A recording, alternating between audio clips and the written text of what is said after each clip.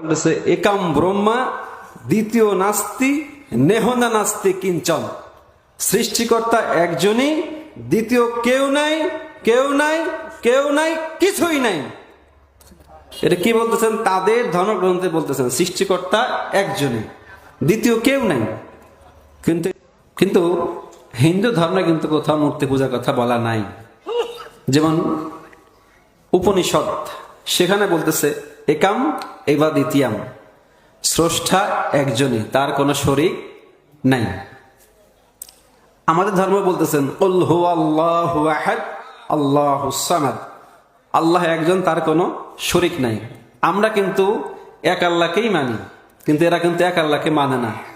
কেউ আছে দ্বিত্ববাদী, কেউ আছে তিত্ববাদী, কেউ আছে বহুবাদী। দ্বিত্ববাদী কারা? যারা দুই খোদায় বিশ্বাসী, এরা হলো দ্বিত্ববাদী। আর তিত্ববাদী কারা? যারা তিন খোদায় বিশ্বাসী, তারা হলো তিত্ববাদী, ইহুদিরা। আর বহুবাদী কারা? যারা বহু খোদায় বিশ্বাসী, এরা হলো বহুবাদী। অর্থাৎ 333 করে দেব দেবতা যারা বিশ্বাসী, এরা হলো বহুবাদী। এরপর বলতেছে না তচ্ছ প্রতিমা আস্তি, অর্থাৎ স্রষ্টার কোনো প্রতিমা নেই, স্রষ্টার কোনো প্রতিরূপ নেই। কিন্তু হিন্দুরা কি প্রতিরূপ সৃষ্টি করতেছে কিনা? তারা কিন্তু প্রতিমা তৈরি করতেছে। যারা এখানে অমুসলিম আছেন, আমি হিন্দু ধর্মের আছেন, আমি তাদেরকে সম্মান রেখে কথা বলতেছি, শ্রদ্ধাবোধ রেখে কথা বলতেছি। কারণ ইসলাম এটা শিক্ষা দেয় না আপনার ধর্মে আঘাত দেই।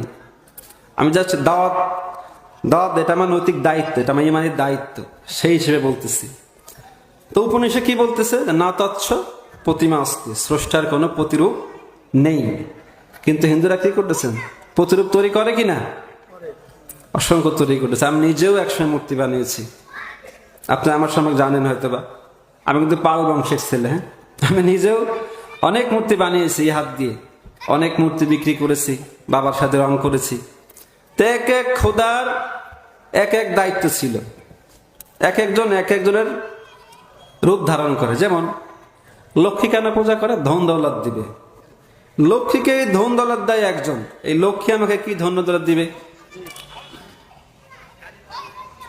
এক একজন এক একটা ভগবান মনে করে।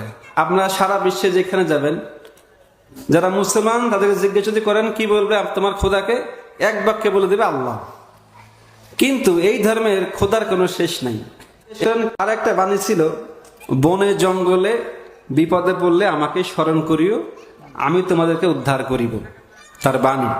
তা আমি তখন ফরিদপুরে থাকি। তো রং চং করা শেষ, রাতে হলো চুল লাগায় মাথায়, চুলটা লাগায় হলো আটা আছে না, আটা মানে রুটি খাই যে আটা, এইগুলি গোলায় মাথায় দিয়ে পরে চুল লাগাতে হয়।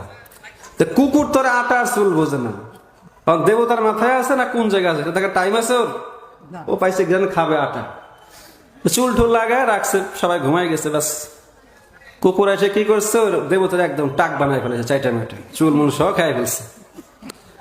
সকালবেলা আমারে ফোন দিচ্ছে, সর্বনাশ হয়ে গেছে, মন খারাপ সবার, দেবতার মাথা চুল নাই, এদিকে লোকজন নিতে আসবে ওই টাইমে।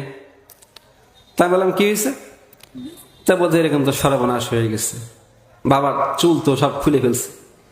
তাই বললাম কেন? এই লোক না বলছে যে বনে জঙ্গলে যেইখানে থাকিস বিপদে পড়লে আমারও স্মরণ করিস, আমি উদ্ধার করবো।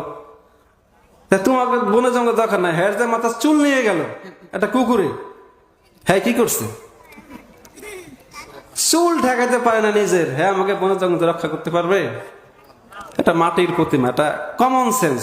আমি নিজে মূর্তি বানাইছি, আহারে বৃষ্টি আসছে দৌড় দিয়ে ঘরে উঠতে পারে না, নিজে দৌড়ে উঠাইছি, নিজে দুয়ার থেকে ধরে উঠেছে আমি ঘরের মধ্যে।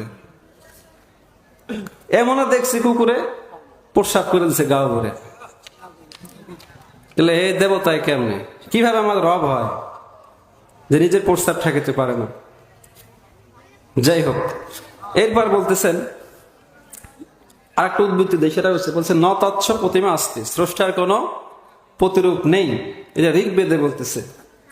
আর একটা বলতেছে মা চিদান্নাং দবি সাংসত, ওহে তোমরা সৃষ্টিকর্তার সাথে কাউকে শরীক করিও না। এরা করতেছে কিনা? সৃষ্টিকর্তার সাথে অসংখ্য মূর্তি তারা তৈরি করতেছে।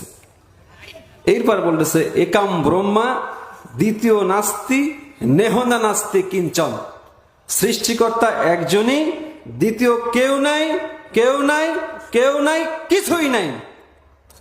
এটা কি বলতেছেন? তাদের ধর্মগ্রন্থে বলতেছেন সৃষ্টিকর্তা একজনই, দ্বিতীয় কেউ নাই। কিন্তু এরা এগুলা মানতেছে না। আসলে মানবে, এগুলো পড়েই না কেউ। এই যে ভাষাগুলো, এগুলো যে বাংলা আছে, এগুলো কেউ পড়ে না। এগুলো দলিল কি? বাপ দাদা। কেন পূজা করো? বাপ দাদা করছে তাই আমরা করছি।